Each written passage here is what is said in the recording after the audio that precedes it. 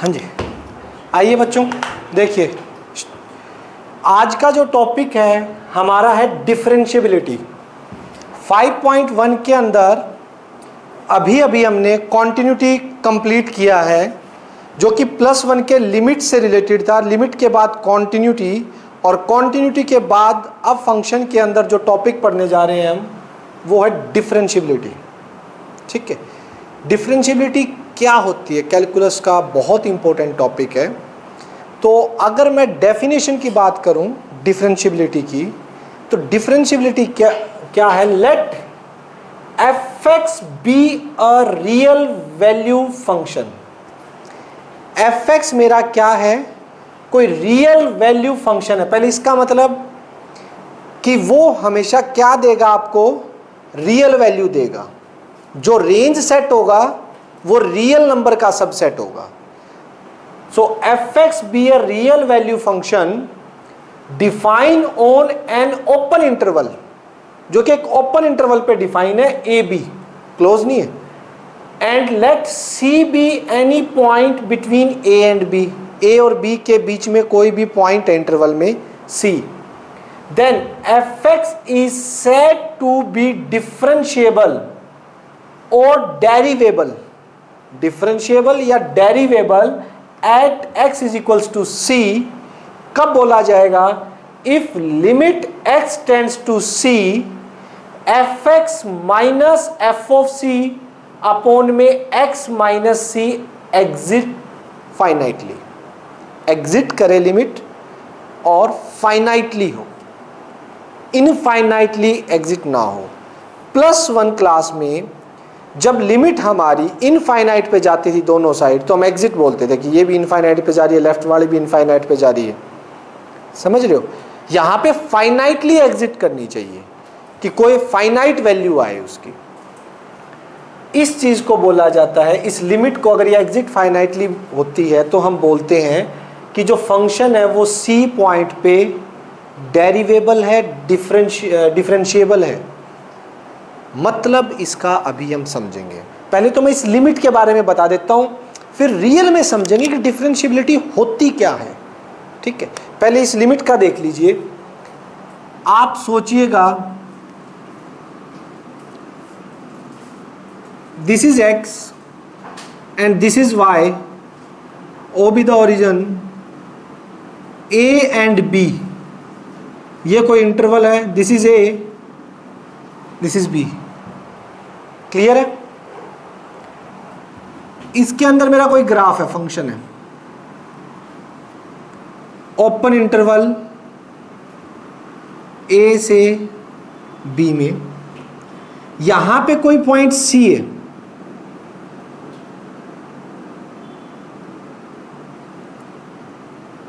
और ये उसकी इमेज f ऑफ c। यहां पे कोई पॉइंट c है और उसकी इमेज क्या है? f ऑफ c है। x मेरा कोई भी जनरल पॉइंट है जो यहां कहीं भी हो सकता है। x मेरा लेफ्ट और राइट में कहीं भी हो सकता है। ठीक है,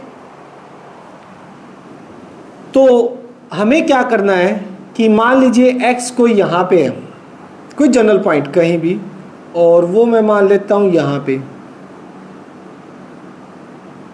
और ये उसकी इमेज होगी fx। तो लिमिट क्या?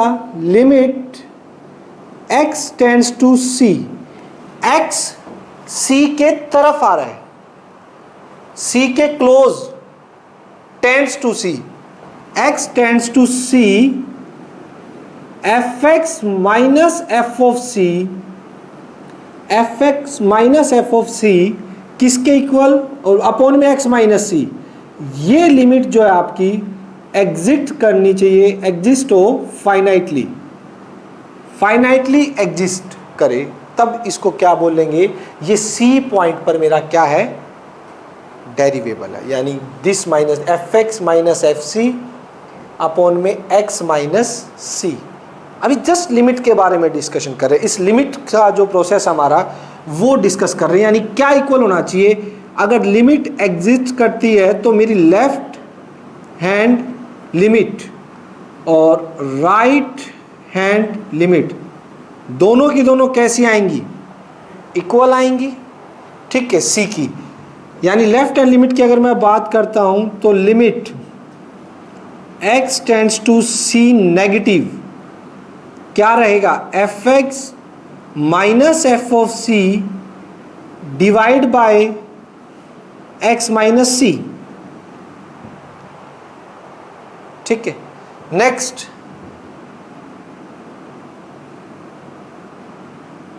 h टेंड्स टू 0 और x की जगह क्या आ जाएगा, c minus H F of c divide by c minus H minus C, c से c cancel, limit h tends to 0 F of c minus H minus F of c divide by minus H, यही आएगी left hand limit. भाई ये limit exit करे तो इसका मतलब है कि लेफ्ट हैंड लिमिट और राइट हैंड लिमिट इक्वल आनी चाहिए। Limit x tends to c positive, right hand limit एक बार तो function F X minus F of C X minus C, ये हो गया आपका यहां पर इसके नेबरहुड में। अगर मैं यहां x लूं c माइनस एच और this is c plus H, limit h tends to 0 F of c plus H minus F of c, x की जगह c plus H minus C, limit h tends to 0 c से c cancel, F of C plus H minus F of C divide by H. वो right hand limit है और ये left hand limit है, दोनों की कोई फाइनाइट वैल्यू की तरफ जानी चाहिए, ठीक है, और दोनों फाइनाइट वैल्यू की तरफ जाए और दोनों का इक्वल होना चाहिए। यानी कि लिमिट एग्जिस्ट कर रही है तो limit h tends to 0 F of c minus H minus का F of c divide by minus H किसके इक्वल होना चाहिए, limit h tends to 0 F of c plus H minus F of c divide by H. ये दोनों equal होंगी, limit exist करेगी तो ये दोनों की वैल्यू इक्वल होगी, लेफ्ट हैंड लिमिट की भी और राइट हैंड लिमिट की भी, और फाइनाइट वैल्यू की तरफ होंगे ये कोई, तब इनकी वैल्यू जो आएगी उसे बोला जाएगा एफ डैश सी, यानी सी पॉइंट पर उस फंक्शन का डेरिवेबल या डिफरेंशिएशन जो होगा, ठीक है, डिफरेंशिएबिलिटी जो होगी वो इसके इक्वल होगी। समझ आया इतना? किसी तरह का कोई डाउट इसमें? ठीक, अभी क्लियर नहीं होगा आप लोगों को इतना, क्योंकि आप लोगों ने अभी यही नहीं देखा कि डिफरेंशिएबिलिटी रियल में चीज क्या है। अभी तो जस्ट डेफिनेशन से आपको पता लगा है ना डिफरेंशिएबिलिटी क्या होती है, निकालते कैसे, ये तो फॉर्मूला है। अब देखिए, अब मैं बात करूंगा जैसे अगर कॉन्टिन्यूटी के अंदर मैं आपको यह बता देता कि भाई left hand limit right hand limit exist कर रही है, जो आपने लास्ट ईयर +1 क्लास में भी किया है, बस फंक्शन की वैल्यू और इक्वल हो जाए तो वो कॉन्टिन्यूस होता है। तो आपके माइंड में कॉन्टिन्यूटी की क्या डेफिनेशन होती? कुछ भी नहीं, एक फॉर्मूले की तरह आपके माइंड में फिट हो जाता कि तो जस्ट एक फॉर्मूला है, लेफ्ट राइट और इक्वल कर दो। लेकिन आपको कॉन्टिन्यूटी का मीनिंग तब समझ आया जब हमने ग्राफिकली उसका ज्योमेट्रिकल इंटरप्रिटेशन देखा कि रियल में वो चीज क्या है, ग्राफिकली क्या चीज बताना चाहता है। कॉन्टिन्यूस का मतलब होता है किसी भी ग्राफ, किसी भी फंक्शन का ग्राफ है वो कॉन्टिन्यूस चलता रहे, ना तो उसमें कहीं ब्रेक आए ना बीच में कहीं पे जंप आए, तो उसको फंक्शन को क्या बोला जाता है, कॉन्टिन्यूस बोला जाता है। हर एक पॉइंट पे कॉन्टिन्यूस होना चाहिए। इसी तरह से अगर मैं इसकी बात करता हूं डिफरेंशिएबिलिटी की, तो डिफरेंशिएबिलिटी के लिए मैं क्या यूज करूं? सोचिए, डिफरेंशियबिलिटी की फिजिकल इंटरप्रिटेशन क्या है, फिजिकली वो क्या चीज शो करता है।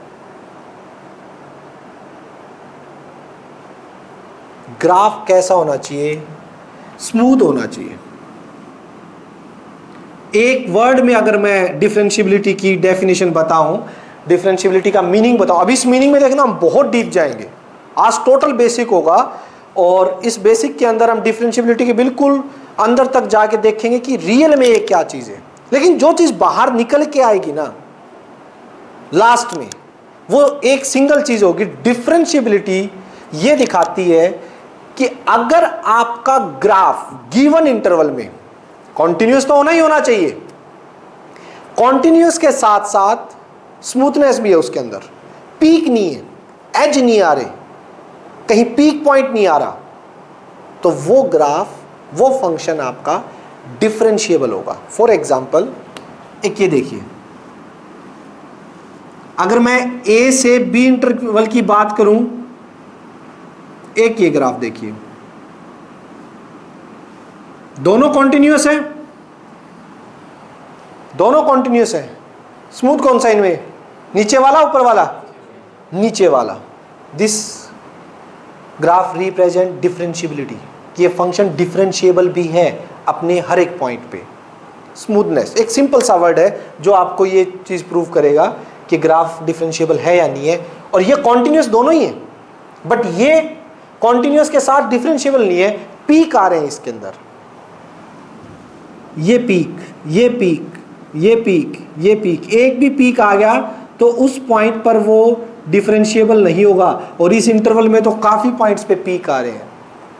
अब इसका क्या चक्कर है सर, कैसे इस डेफिनेशन से स्मूथनेस पे गए कैसे हम, इसका लिंक तो बताओ कोई। मतलब आपने तो ग्राफ बना दिया, स्मूथनेस बोल दिया कि हाँ कोई पीक नहीं होगा, कोई एज नहीं होगा, तो आपका वो ग्राफ जो है वो डिफरेंशिएबल होगा। इसके क्या लिंक, इस डेफिनेशन से इसका क्या लिंक है भाई। चलिए आज हम इस डेफिनेशन से, जो डिफरेंशियबिलिटी की डेफिनेशन है, इस लिमिट से इसका लिंक ढूंढेंगे कि इसकी स्मूथनेस और इसमें क्या लिंक आता है। अब उस पर सारा बेसिक है। चलिए स्टार्ट करते हैं। डस्टर कहाँ गया।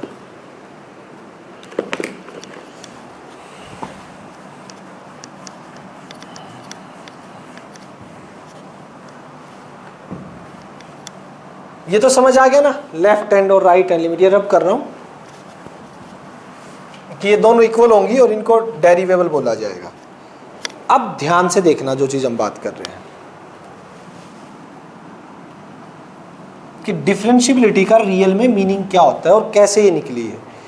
सोचिएगा, आपके पास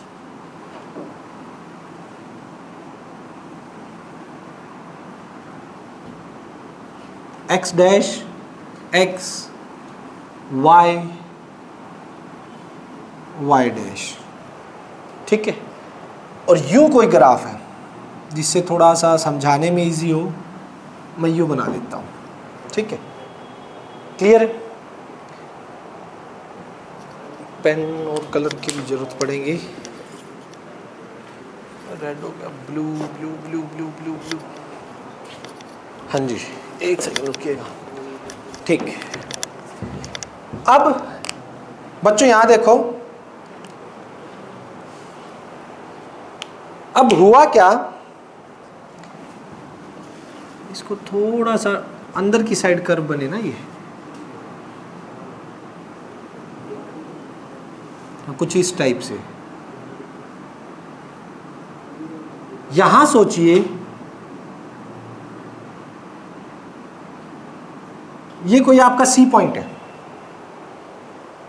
ठीक है। इसके नजदीक ये ए से बी इंटरवल है, ए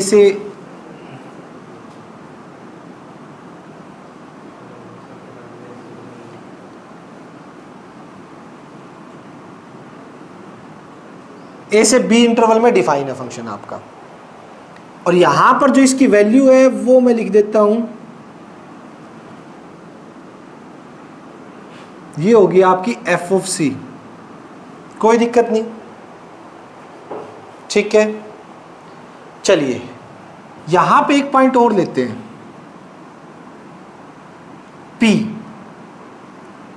जो इसका नेबरहुड है, नेबरहुड में मान लेता हूं मैं C प्लस एच,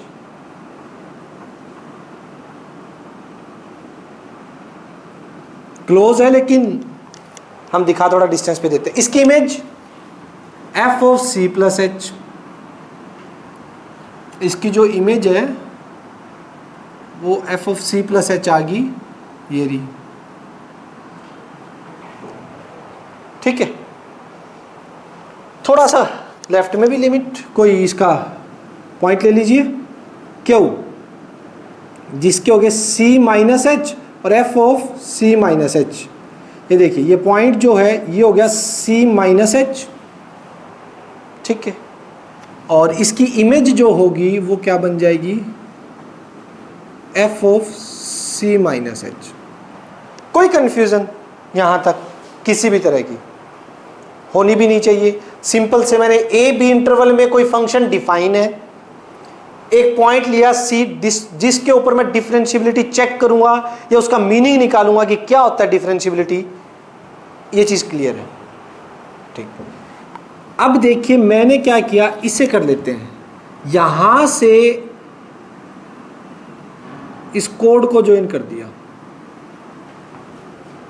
और यहां से इसको पी क्यू, इसको आर नाम दे देता हूं, इस कोड को ज्वाइन कर दिया, दो कोड होगी। पॉइंट्स है मेरे पास, आर के क्या पॉइंट्स हैं, सी और एफ ऑफ सी, कोई कंफ्यूजन नहीं यहां तक। ठीक है, मुझे आप ये बताइए स्लोप ऑफ आरपी क्या निकलेगा, इस कोड का स्लोप क्या होगा, +1 क्लास में पढ़ा था, लाइन का स्लोप, लाइन सेगमेंट, इसका स्लोप क्या होगा, this minus this, y2 minus y1 upon x2 minus x1 होता है। कोई कंफ्यूजन यहां तक? ठीक बच्चों, इस चीज को बहुत डीपली समझ लेना और जहां भी डाउट आए ना वहां पूछ लेना, क्योंकि पूरा चैप्टर जो है ना, पूरी कैलकुलस दो ही चीजों पे डिपेंड करते हैं, डिफरेंशियबिलिटी और इंटीग्रेशन। और इनकी अगर फिजिकली मीनिंग आपको पता है ना, तो हर क्वेश्चन निकालते टाइम आप लोगों को यह ध्यान रहेगा रियल में मैं क्या निकालने जा रहा हूं या मैं सिर्फ कैलकुलेशन कर रहा हूं। अगर आप इसको नहीं समझोगे, इसको हर क्वेश्चन के टाइम आपके माइंड में ये नहीं रहेगा, तो आपको जस्ट यूं लगेगा कि फॉर्मूला अप्लाई करके मैंने क्वेश्चन सॉल्व कर दिया, कैलकुलेशन कर दी। वाकई में आपने क्या किया है, वाकई में आपने क्वेश्चन का निकाला क्या है, ये तब तक आपको नहीं पता लगेगा जब तक ये कॉन्सेप्ट आपको नहीं पता होगा। और ये पूरे 5 चैप्टर तक चलेंगे ये चीजें हमारी। स्लोप ऑफ आरपी पता लग गया, y2 minus y1 x2 minus x1। इसी तरह से एक बार मैं क्या निकाल रहा हूं, स्लोप ऑफ आर क्यू या क्यू आर, उसको भी लिख दीजिए, दिस y2 माइनस y1, ये x1 y1 पहले ही मान रखा था, अब इसको x2 y2 मान लो, y2 minus y1 x2 minus x1, यही है सी। 2 पॉइंट से स्लोप निकालने का फॉर्मूला +1 क्लास में जो हमने किया था। ठीक, इसको थोड़ा सा कट करें तो C से C कैंसिल, यहां भी C से C कैंसिल,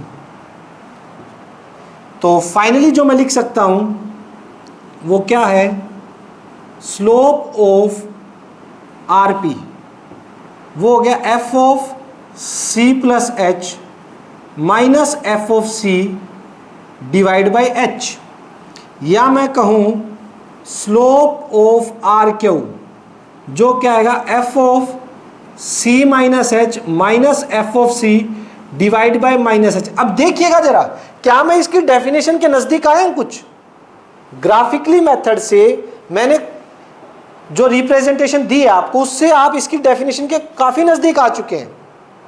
बाकी है तो क्या बाकी, अभी लिमिट लगना। अब उस लिमिट लगने से, लिमिट अप्लाई होने से इस ग्राफ पे क्या फर्क पड़ेगा, सबसे पहले तो मैं ये देखूंगा। आप एक बात सोचिए, आप लोगों का ये आरपी है, अब मैं क्या करवा रहा हूं, h टेंड्स टू 0, अगर h को 0 की तरफ टेंड करवाते हैं हम, क्या होने वाला है उस केस में? जैसे जैसे h 0 की तरफ टेंड होगा, ये P पॉइंट किसकी तरफ खिसकेगा? R की तरफ। जैसे जैसे h 0 की तरफ टेंड होगा तो C माइनस एच, और ये पॉइंट किसकी तरफ जाएगा? R की तरफ। Q पॉइंट भी R की तरफ जाएगा और P पॉइंट भी R की तरफ जाएगा। जरा ध्यान से देखना कि होगा क्या। P पॉइंट जब यहां आएगा, अभी ये है ये कोड है मेरी, यूं दिखा देता हूं, ये है नीचे RP दिखाई दे रही है कर्व आपको छोटी सी, ध्यान से। P पॉइंट थोड़ा खिसका, R फिक्स है, R नहीं हिल रहा, ये बात ध्यान रखना। P पॉइंट थोड़ा इधर हुआ तो ये यहाँ पे आ गया, यहाँ आ गया P पॉइंट, सोच लीजिए ये लाइन यूं आ गई, कोड यूं बन गई, थोड़ा और आ गया यूं यूं यूं यूं यूं। जब ये P पॉइंट बिल्कुल इसके नजदीक आ जाएगा तो ये जो कोड है और ये Q पॉइंट बिल्कुल इसके नजदीक आ जाएगा, तो ये कोड क्या बन जाएगी? मुझे कोई बता सकता है? स्ट्रेट लाइन जो इस कर्व को टच करके जा रही है, और किसी कर्व को टच करके जाने वाली लाइन को क्या बोलते हैं? टेंजेंट। ये सोचिएगा ध्यान से, जो कर्व को एक सिंगल पॉइंट पे टच करके जाए उसे टेंजेंट बोलते हैं। ये टेंजेंट की डेफिनेशन हमने सर्कल में 9th क्लास में भी पढ़ी थी। 9th क्लास में टेंजेंट, 10th क्लास में टेंजेंट जब करते हैं सर्कल को टच करके जाने वाली लाइन। और रियल में क्या होता है? किसी भी कर्व को एक पॉइंट पे टच करके जो लाइन जाती है उसको उसकी क्या बोला जाता है? टेंजेंट बोला जाता है। तो आप क्या देख रहे हैं यहां से कि ये जो कोड थी मेरी, वो कोड जैसे जैसे P पॉइंट R के नजदीक आया, जैसे इन दोनों केस में मैं क्या करूंगा? टेंड्स टू 0 करूंगा। पहली बात, दोनों पॉइंट किसकी तरफ भागेंगे? R की तरफ भागेंगे। R की तरफ भागेंगे तो ये कोड जो मेरी है, ये वाली कोड और ये वाली जो कोड है, वो दोनों धीरे धीरे किस में कन्वर्ट हो जाएंगी? R के ऊपर, R पॉइंट पे एक टेंजेंट में कन्वर्ट हो जाएंगी। यानी अगर मैं ये कहना चाहूं कि ये दोनों जैसे जैसे आएंगी तो R पॉइंट के ऊपर ये एक टेंजेंट को रिप्रेजेंट करेंगी, यूं, जो इसको टच करके जा रही है। एक लाइन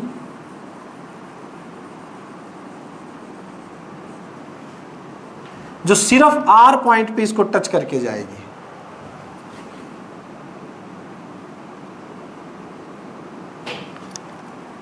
एक सिंगल पॉइंट पे स्ट्रेट लाइन है, थोड़ी डार्क वैसे दिखा रहा हूं ताकि आपको समझ आ जाए।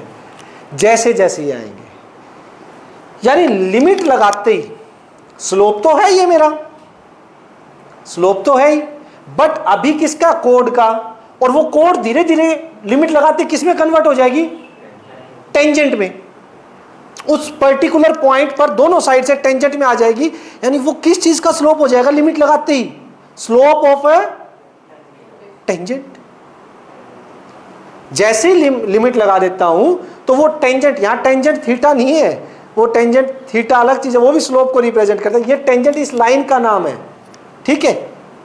यानी कि जैसे ही मैंने इन पे लिमिट लगाई, ये स्लोप थे, मैंने इसको हटा दिया और यहां पे limit h tends to 0 this, और यहां भी जैसे ही लिमिट लगाई, लिमिट h टेंड्स टू 0, और ये दोनों की दोनों इक्वल आ जाएंगी। क्यों? क्योंकि ये क्या बन गए हैं? Slope of tangent at point R, point R पे, ठीक है। R यानी C पॉइंट पे, बोल दो C पॉइंट पे जो भी है, मतलब X के क्या है, वो तो कर्व है ना। C पॉइंट पे at a particular point C पे जो वैल्यू होगी उस पे, या R पे भी एक बार लिख सकते हो, जो वैल्यू दे रहा हूं वो तो C है ना मेरी। Slope of a tangent point at R point पे जो टेंजेंट ड्रॉ की जाएगी, ठीक है, उसका जो स्लोप होगा वो रिप्रेजेंट कर रहा है। यानी स्लोप से आप जानते हो इंक्लिनेशन, हॉरिजॉन्टल के साथ, एक्स एक्सिस के साथ पॉजिटिव डायरेक्शन में टेंजेंट थीटा, जो हम निकालते थे +1 में, झुकाव एक लाइन का।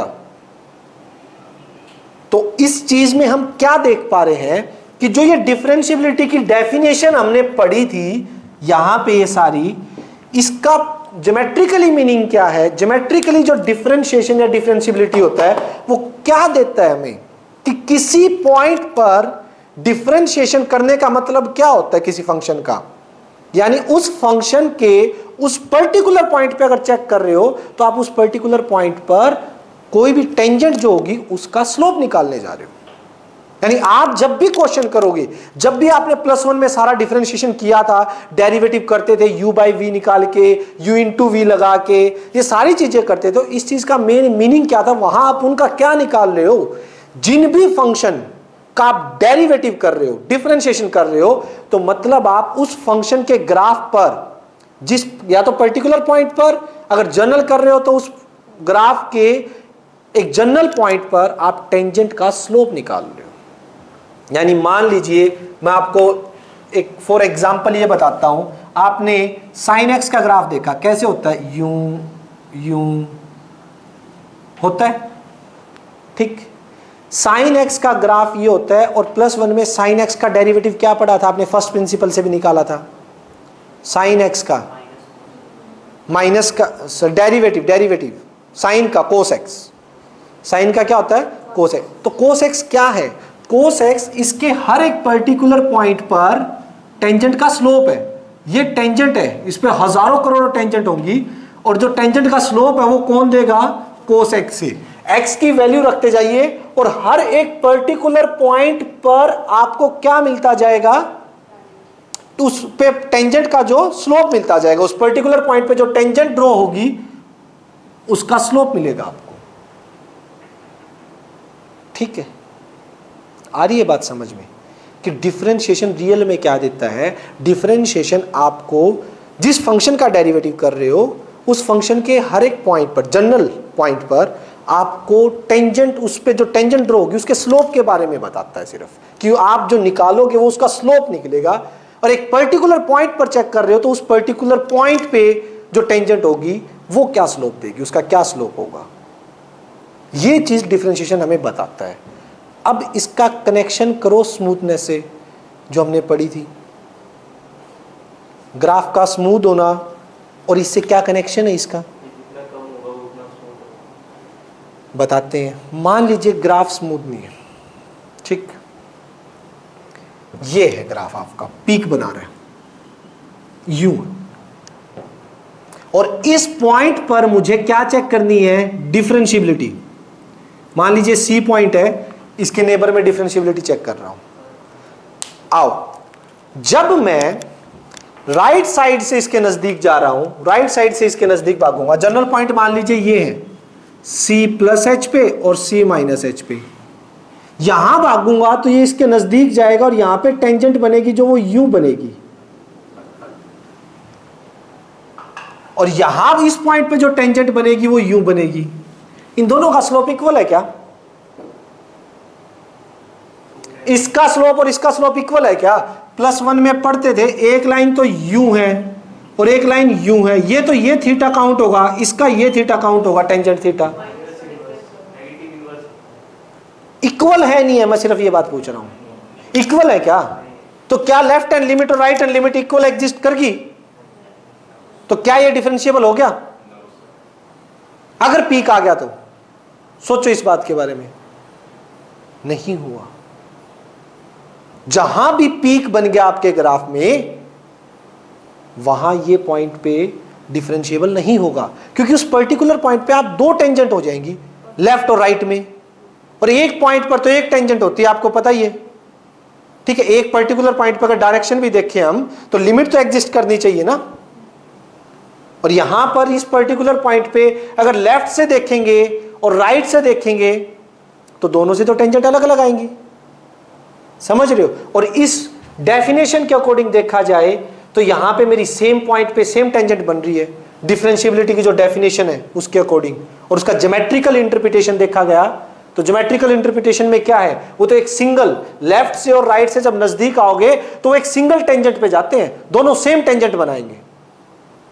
और वो कब बनेगी, जब ग्राफ आपका स्मूथ होगा। सोचो पीक नहीं है, पीक नहीं है और ग्राफ आपका इस टाइप से स्मूथ है, तो यह किसी पे देख लो, किसी भी पॉइंट पे लेफ्ट और राइट से क्या होगा आपका, सेम आएगा। अगर इस पर्टिकुलर पॉइंट पे देखूंगा तो यहां से नजदीक आते जाओ वो टेंजेंट यू बनेगी, और ये सॉरी यू, अगर ये बिल्कुल हॉरिजॉन्टल है तो इसके नजदीक और इसके नजदीक आओगे तो टेंजेंट बिल्कुल यू बनेगी, आपकी एक पे आएंगे दोनों टेंजेंट्स। समझ रहे हो? पीक पे प्रॉब्लम आएगी। तो इसका कनेक्शन ज्योमेट्रिकली इंटरप्रिटेशन से, इसका कनेक्शन किस में है? हमारा ग्राफ पे। तो एक वर्ड में देखा जाए कि इसकी डेफिनेशन जो हमने पढ़ी कि डेफिनेशन लेफ्ट हैंड लिमिट, और ये लिमिट है, डेफिनेशन से सिर्फ एक दो लाइनें थी कि लिमिट एग्जिस्ट कर रही है। हमने इस लिमिट एग्जिस्ट करके इसके दो पार्ट की, लिमिट एग्जिस्ट का मतलब ये होता है कि left hand limit, right hand limit exist करनी चाहिए। मैंने दोनों पार्ट निकाल दिए, फिर दोनों का ज्योमेट्रिकली मीनिंग देखा कि ज्योमेट्रिकली ये क्या चीज शो कर रही है। ज्योमेट्रिकली देखा तो ये तो यार एक कर्व पे टेंजेंट का स्लोप बता रही है, टेंजेंट के स्लोप के बराबर आई ये चीजें, ठीक है। और टेंजेंट का स्लोप आया तो फिर हमने ये चेक किया कि इसके ग्राफ से लिंक करें तो कहीं भी पीक नहीं आना चाहिए। पीक आ गया, कॉन्टिन्यूअस तो है बट वो डिफरेंशिएबल नहीं होगा, वहां पे ये दोनों सेम नहीं मिलेंगी कि लेफ्ट और राइट से जाके हमें एक मिल जाए। समझ पा रहे हैं इन बात को, आपस में इंटरलिंक कर पा रहे हैं ना? तो एक स्टार्टिंग में मैंने एक डेफिनेशन बताई थी, डिफरेंशिएबिलिटी क्या होता है। जैसे कॉन्टिन्यूअस, एक कॉन्टिन्यूअस ग्राफ होता है, कहीं भी ब्रेक या जंप ना हो। डिफरेंशिएबिलिटी का एग्जैक्ट मीनिंग लास्ट में निकल के आता है, ग्राफ स्मूथनेस है, उसके अंदर स्मूथ है, कहीं भी पीक नहीं है, कहीं भी ब्रेक नहीं है, कुछ भी। अगर ग्राफ कॉन्टिन्यूअस ही नहीं है तो उस पर्टिकुलर पॉइंट पे जहां पे वो कॉन्टिन्यूअस नहीं है, क्या वहां पे डेरिवेबल हो सकता है? डिफरेंशिएबिलिटी के चांस है? मतलब ही नहीं, मतलब ही नहीं है। तो इसका मतलब अगर कॉन्टिन्यूअस नहीं है तो डिफरेंशिएबिलिटी पक्का नहीं होगी। बट अगर डिफरेंशिएबिलिटी नहीं है तो कॉन्टिन्यूटी के बारे में क्या कह सकते हो भी सकती है, नहीं भी हो सकती। समझ आ रही है ना? जैसे इसके अंदर पीक में कॉन्टिन्यूअस है ये ग्राफ, डिफरेंशिएबल नहीं है। समझ रहे हो? बहुत ज्यादा इसका यूज है हमारे डिफरेंशिएबल इन चीजों का, फिजिक्स में भी, इंजीनियरिंग में भी एप्लीकेशंस, बहुत सारी एप्लीकेशन है इनकी।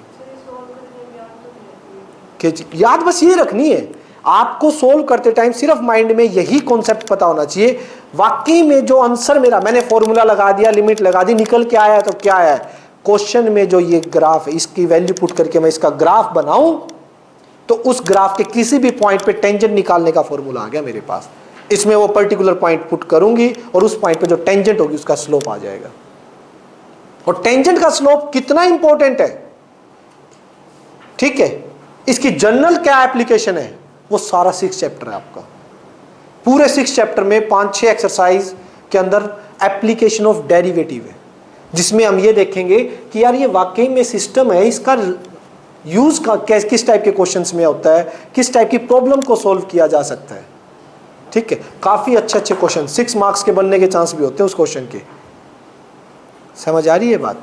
तो डिफरेंशिएबिलिटी का मीनिंग समझ आया कि डिफरेंशिएबिलिटी है क्या चीज। दो छोटी छोटी चीजों में अगर बताना चाहिए, व्हाट इज डिफरेंशिएबिलिटी। डिफरेंशिएबिलिटी है तो क्या कहेंगे, ग्राफ की स्मूथनेस, ठीक है, कहीं पीक आ गया डिफरेंशिएबल नहीं है। और उसके बाद अगर डिफरेंशिएबिलिटी के बारे में बताना चाहे तो क्या बताएगा, slope of a tangent at any point. General point पे अगर पर्टिकुलर गिवन है तो पुट कर दो आंसर में, जो आंसर आया तो आपको पर्टिकुलर पॉइंट पे टेंजेंट का स्लोप दे देगा। बात को समझ पा रहे हो? और यही +1 क्लास में जो डेरिवेटिव निकालते थे फर्स्ट प्रिंसिपल से, यही फॉर्मूला तो था फर्स्ट प्रिंसिपल से डेरिवेटिव निकालने का। इससे ही तो निकाले थे हमने फर्स्ट प्रिंसिपल। ये डेफिनेशन ही तो है बेसिक इसकी। समझ पा रहे हैं? जो फर्स्ट प्रिंसिपल से हमने किसके, साइन के, कोस के, कोसिकेंट के, सीकेंट के, इन सब के प्रूव कर रखे थे। यही चीज तो शो करता है। तो मीनिंग समझ आया डिफरेंशिएबिलिटी का क्या होता है। डिफरेंशिएबिलिटी पे एनसीईआरटी के अंदर थोड़े से क्वेश्चन कम है। डिफरेंशिएबिलिटी प्रूव करने पर एनसीईआरटी में सिर्फ एक्सरसाइज का कौन सा क्वेश्चन है, लास्ट के 2 क्वेश्चन है, और एग्जाम्पल में तो शायद डिफरेंशिएबिलिटी पे है भी नहीं क्वेश्चन।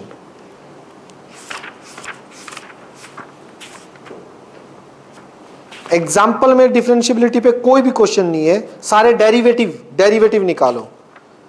ये 9th और 10th है जो डिफरेंशियबिलिटी चेक करने पे है।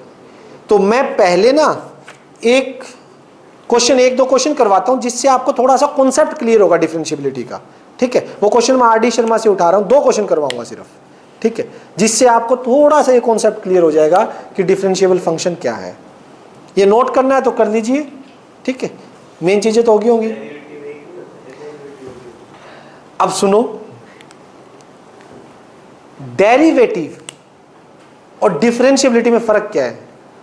जो फंक्शन डिफरेंशिएबल है उसका डेरिवेटिव किया जा सकता है। जो फंक्शन डिफरेंशिएबल है उसका डेरिवेटिव निकाला जा सकता है। समझ रहे हो, डेरिवेटिव चीज यही है। यानी डेरिवेटिव तभी निकलेगा ना जब फंक्शन डिफरेंशिएबल होगा, और यही चीज डेरिवेटिव ही तो होती है, इसी को तो बोलते हैं डेरिवेटिव। हाँ, स्लोप ही निकलता है। डेरिवेटिव चीज तो यही है। ये जो लेफ्ट और राइट हैंड लिमिट से आंसर आएगा ना, वो मेरा डेरिवेटिव ही होता है उस पॉइंट पर। ठीक है ना, तो डेरिवेटिव निकालना।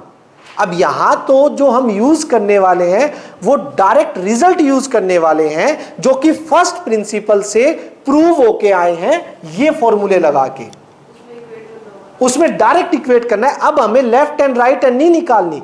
डिफरेंशिएबिलिटी निकालने को बोलेगा तो हमने काफी सारे फॉर्मूले किए थे, याद है? ये ऊपर चार्ट लगा हुआ, ये सारा डिफरेंशिएशन का, ये वाले कोस का साइन, एक्स की पावर एन का साइन का, कोस का माइनस साइन, साइन का क्या होता था कोस, टेंजेंट का क्या होता था सीकेंट स्क्वायर, एक्स की पावर एन का क्या होता था एन आगे एक्स की पावर एन माइनस 1। याद करो इस चीज को, किए थे ना हमने। तो ये चीजें क्या रिप्रेजेंट कर रही हैं? आपके डिफरेंशिएबिलिटी ही तो दे रही है, डिफरेंशिएशन। ठीक है, ये जो लिमिट्स निकल के आई है यहीं से आता है इनका आंसर। लेकिन अब हम डायरेक्ट जो प्रूव हो चुके हैं उनका रिजल्ट यूज करके बड़े अच्छे अच्छे फंक्शंस का डेरिवेटिव करेंगे। बाय फर्स्ट प्रिंसिपल आपके +1 में आ चुके हैं, बाय फर्स्ट प्रिंसिपल से नहीं करना है आपको। लेकिन मैं एक क्वेश्चन देता हूं, जैसे डिफरेंशिएबिलिटी चेक करनी है हमें, show that this function is derivable. कोई CBSE का अच्छा सा क्वेश्चन मिल जाए ना।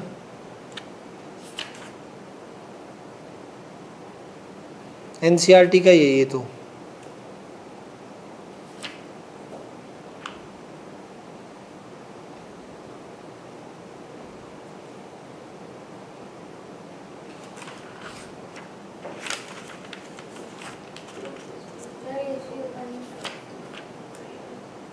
अभी का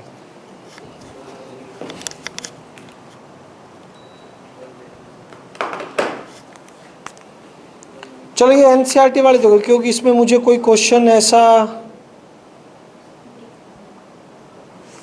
चलो एक दिख रहा है उसके बारे में बात करता हूँ, जो 2012 में और 13 में आया हुआ है CBSE में, तो वो एक बार बात करते हैं।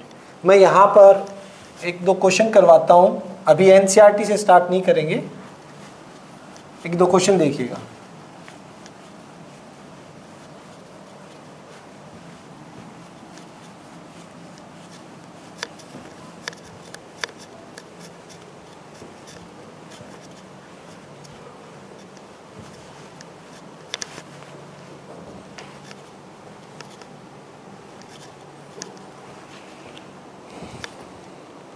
हमें बोल रखा है, अब यहां पे शॉर्ट ट्रिक बहुत होती है कंपटीशन के हिसाब से। जैसे क्वेश्चन है f(x) है, मोड ऑफ x - 3 है। हमें बोला हुआ है कि is continuous but not differentiable eight x = 3। x = 3 पर ये डिफरेंशिएबल नहीं है, ये हमें प्रूव करना है। तो कैसे प्रूव करोगे? सोचिएगा। यहां पे अगर कंपटीशन के हिसाब से देखना है हमें, तो हम 1 मिनट में देख लेंगे कैसे। ये देखिए, इसका ग्राफ पता है कैसे बनेगा। एट पर्टिकुलर पॉइंट 3,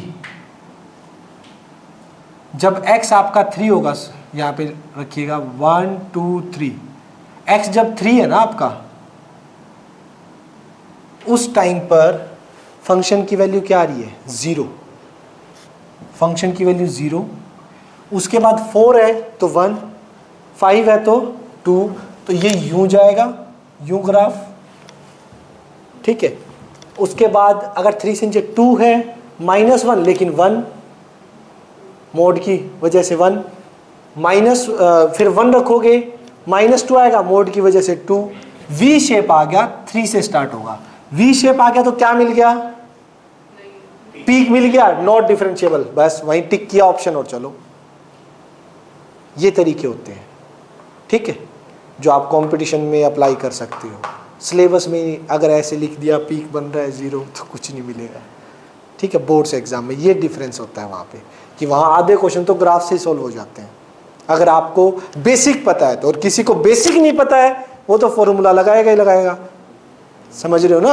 अगर हमें बेसिक इस कॉन्सेप्ट का पता ही नहीं है कि पीक से रिलेशन क्या है डिफरेंशिएबिलिटी का, तो आप आराम से फॉर्मूला लगाओगे, अप्लाई करना ही पड़ेगा, कोई इलाज भी नहीं है।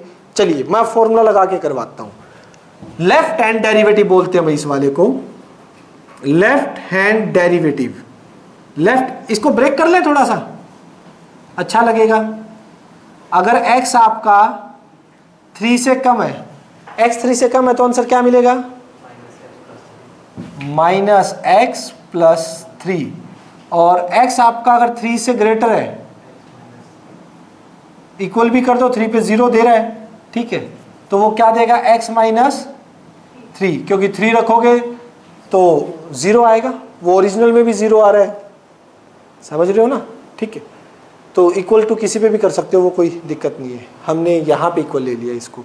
आइए बात करते हैं, लेफ्ट हैंड डेरिवेटिव क्या है, limit h tends to 0 f of c - h minus of f of c upon -h। c की जगह पॉइंट क्या है, पॉइंट क्या है c की जगह, याद करो, 3 - h, f of 3 minus of h। भाई c पॉइंट पे चेक करते हैं, अब 3 पे चेक करना है ना, तो कैसे निकलेगा,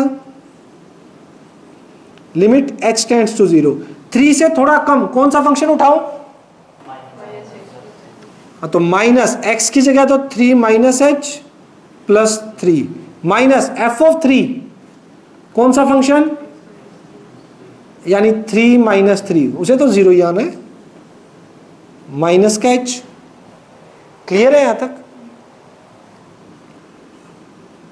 limit h tends to 0 -3 + h + 3 - 0 upon -h, 3 से 3 कैंसिल, लिमिट अभी पुट नहीं करनी है, h टेंड्स टू 0 -1, और क्या आ गया, left hand derivative, left LHD बोलेंगे इसे, लेफ्ट हैंड डेरिवेटिव। जो लिमिट आई है ना लेफ्ट हैंड लिमिट, ये डेरिवेटिव की लिमिट है, सिंपल लिमिट थोड़ी ना जो लेफ्ट हैंड लिमिट बोलोगे आप, लेफ्ट हैंड डेरिवेटिव है ये, और ये राइट हैंड डेरिवेटिव, दोनों इक्वल आएंगे तो डिफरेंशिएबल है, और उसका डेरिवेटिव ये है जो आंसर आएगा अगर इक्वल आते हैं तो, ठीक है, लेफ्ट हैंड डेरिवेटिव और राइट हैंड डेरिवेटिव। अब राइट हैंड डेरिवेटिव निकालिए, वो कितना आ रहा है, सोचिए, राइट हैंड डेरिवेटिव अगर इस पे निकाले हम, limit h tends to 0 f of c + h minus f of c divide by +h, ठीक है, limit h tends to 0, c + h पे कौन सा फंक्शन, और x की जगह क्या आ जाएगा, 3 + h, इसमें c की जगह 3 कर दो, चाहे पहले ही 3 कर दो, तो यहां आ जाएगा 3 - 3 + h, ओ रुको रुको रुको रुको, x की जगह आएगा 3 + h - 3 माइनस f ऑफ 3 पे यही है तो 3 - 3, x की जगह 3 पुट हो जाएगा, divide by h, h tends to 0, 3 से 3 कैंसिल, h और ये 0 हो जाएगा, -0/h, तो limit h tends to 0 1, answer कितना आया, 1। क्या लेफ्ट हैंड डेरिवेटिव और राइट हैंड डेरिवेटिव इक्वल है, नहीं है ना, एक सेकंड, हेलो, हाँ जी मैम एक बार क्लास चल रही है, मैं फ्री होके कॉल करता हूँ आपको। ओके जी।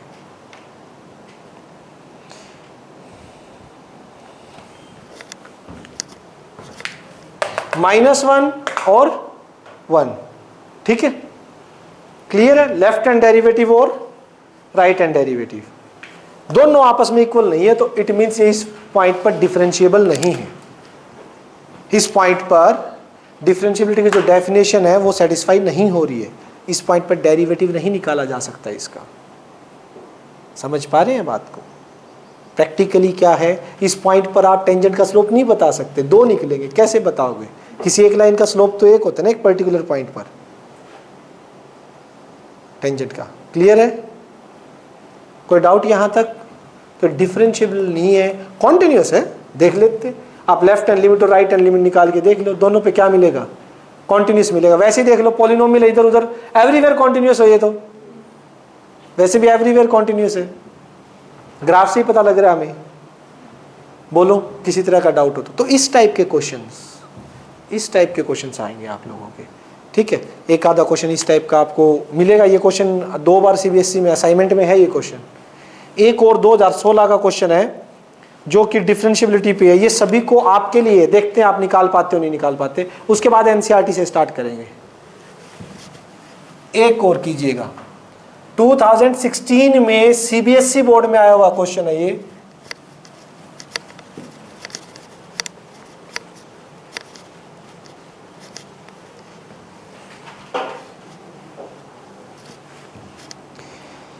देखिए, find the value of A and B. आपके लिए ये देखते कितने बच्चे निकाल पाते हैं।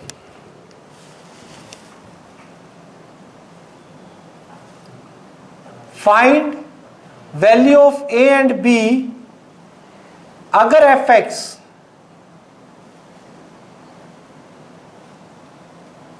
एक्स स्क्वेयर प्लस 3x प्लस ए और B X plus 2 X less than equals to 1 और x greater than 1 is differentiable दे रखा है at x is equals to 1 पे डिफरेंशिएबल है। भाई जिस बच्चे ने इसकी सही वैल्यू निकाल दी ना, तो समझ लेना वो 100 आउट ऑफ 100 के काफी नजदीक है। अभी तक के कॉन्सेप्ट पे वो 95 से अब वो जा चुका है ए और बी की वैल्यू निकालते ही। बड़ा अच्छी चीज सोचनी है इसके अंदर। ए और बी की वैल्यू निकाले, डिफरेंशिएबल गिवन है। देखते हैं कौन कौन बच्चा निकाल पाता है।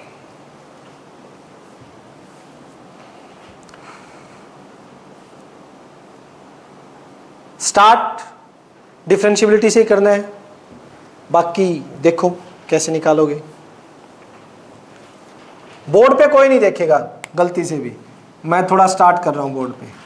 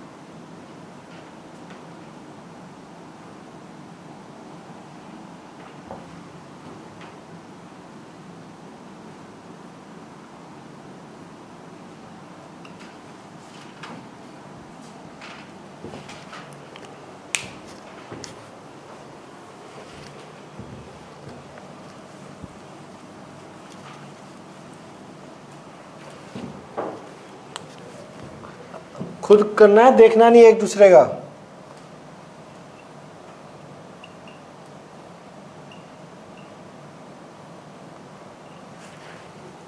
हो गया मानी? करो करो करो।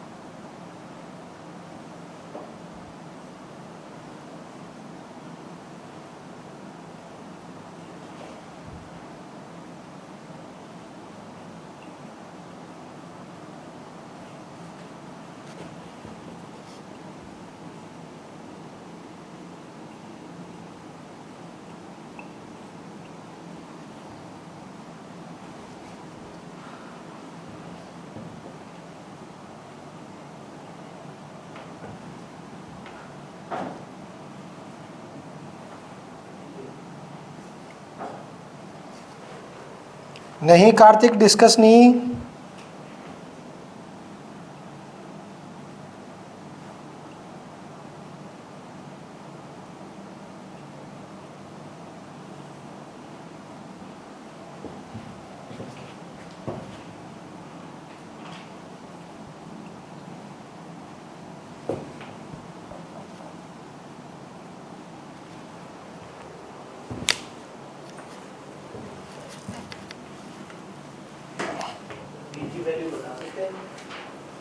बी की बता सकता है? चल बता दे तो बी की वैल्यू क्या है? बी की वैल्यू -5। Wrong answer. साइन में प्रॉब्लम है, साइन में प्रॉब्लम है। हाँ, बी की वैल्यू करो करो। आप डिफरेंशियबिलिटी पे यहां तक पहुंचे हो क्या? यहां से बी की 5 कैसे निकाली आपने, मुझे ये भी तो बताओ। एच कॉमन लेके कैंसिल, यहां से 5 आ जाएगा, +5। तो बी की 5 कैसे आई मुझे बताओ ना। बी की 5 कैसे आई? उधर तो बी बना। कहां बना बी? ये बी कैसे बना दिया? बना बना बी कैसे बना मुझे भी बता दो। इस साइड बी कैसे बन गया आप लोगों का? F1 तो वही रखूंगा जो 1 पे है। ये इक्वल पे तो ये दे रखा है F1 पे, मैं वो थोड़ी ना रखूंगा, जो दे रखा है वो रखूंगा। सोचो, यहां सोचना है आज आपको। और ये कॉन्सेप्ट अभी डिस्कस किया हमने कि कैसे होगा। अब ये बेसिक पे जाएगा सारा, जिसका बेसिक फंडा क्लियर है ना, उसको पता लगेगा कि अब जो सेटिंग है इसको कैसे सुलझाया जाए। सोचिएगा।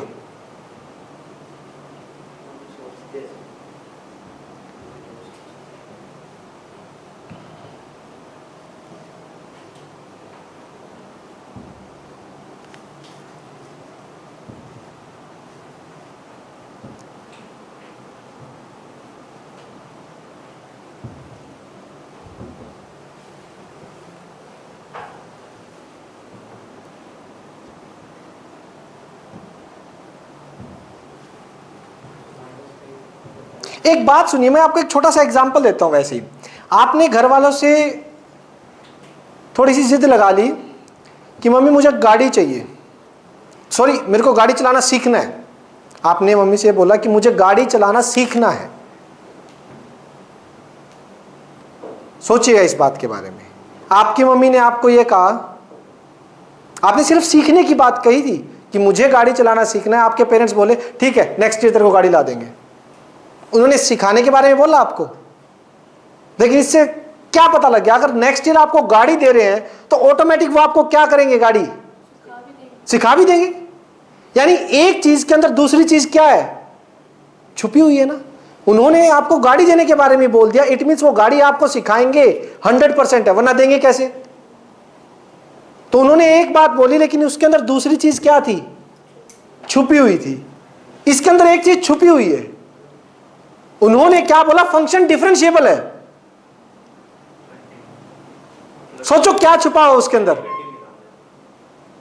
फंक्शन डेरिवेबल है, डिफरेंशिएबल है, एक चीज छुपी हुई है इसके अंदर, कॉन्टिन्यूअस। क्यों भूल रहे हो, कॉन्टिन्यूटी को भूल क्यों रहे हो। जब उसने डिफरेंशिएबिलिटी का नाम ले दिया, इट मींस कॉन्टिन्यूटी तो इसके अंदर है। तो एक इक्वेशन का लेफ्ट हैंड और राइट हैंड लिमिट करके नहीं आ जाएगी। सोचिए उस चीज को कि अगर आप f डिफरेंशिएबल है तो 100% ये कॉन्टिन्यूअस भी मिलेगा, और उसका यूज फिर हमें वहां करना पड़ेगा। कॉन्टिन्यूअस के लिए left hand limit is equals to right hand limit, limit x tends to 3 negative, 3 और 1 नेगेटिव, 1 पे ना, हाँ 1 पे चेक कर रहे हैं, तो 1 नेगेटिव पे क्या मिलने वाला है, यहां तक विजिबल है ना, ठीक है। 1 नेगेटिव पे x² plus 3x plus a, और limit x tends to 1 positive, 1 positive पे क्या मिलेगा, bx प्लस 2। यहां से देखो कुछ निकलेगा रिजल्ट यहां से, यानी कि limit h tends to 0, x की जगह 1 माइनस h का whole square, 3 into 1 minus h plus a, limit h tends to 0, b into में 1 प्लस h प्लस 2। यहां से h को डायरेक्ट 0 पुट कर दो तो भी कोई फर्क नहीं पड़ता, 1 plus 3 plus a b plus 2। यहां से 3 और 1 4 minus 2 b minus a, b minus a की वैल्यू 2 आई है। यहां से एक इक्वेशन ये है, इसका यूज करो, यहां b माइनस a की वैल्यू रखो, फिर आएगा आंसर। समझ आया, इसीलिए तो बोल रहा था मैं, अगर ये कॉन्सेप्ट आप पकड़ पाते तो आप पहुंच गए थे 100 आउट ऑफ 100 पे। कोई बात नहीं, अभी बहुत टाइम हमारे पास, अभी तो 2 ही मंथ हुए हैं, लेकिन पहुंचा देंगे लास्ट तक। आप अब आपको पता लग गया ना सोचना कितना डीप में है, मतलब इस कॉन्सेप्ट के बारे में सारी चीजें पता होनी चाहिए। अब ये क्वेश्चन निकल ही नहीं सकता था अगर किसी को डिफरेंशिएबिलिटी और कॉन्टिन्यूटी के रिलेशन का ना पता हो। और अभी थोड़ी देर पहले मैंने कॉन्सेप्ट में क्या बताया था कि जो फंक्शन डिफरेंशिएबल होगा वो कॉन्टिन्यूअस भी होगा, लेकिन जो कॉन्टिन्यूअस है वो हो ना हो ये नहीं कह सकते हम। तो यहां से इसकी b माइनस a की 2 पुट करोगे, यहां से तो आंसर कैंसिल हो गया, 5 आ रहा है, और इसकी 2 पुट करोगे तो ये limit h tends to 0 bh by h, h से h कैंसिल हो गया, b कितना आ गया 5, b 5 आते ये कितना आ जाएगा 2 is equals to 5 minus a आपका 3 आ गया। बताइए कॉन्सेप्ट समझ आया, क्लियर हुआ, कैसे करना है, बेसिक समझ आ गया। डाउट किसी को इसमें? ठीक है, कितने बजे ट्यूशन नेक्स्ट? चलो फिर कल से, आज बेसिक किया हमने, कल से हम सीखेंगे कि डेरिवेटिव निकालते कैसे हैं और एक्सरसाइज फर्स्ट करेंगे। ठीक है, थैंक यू बच्चों।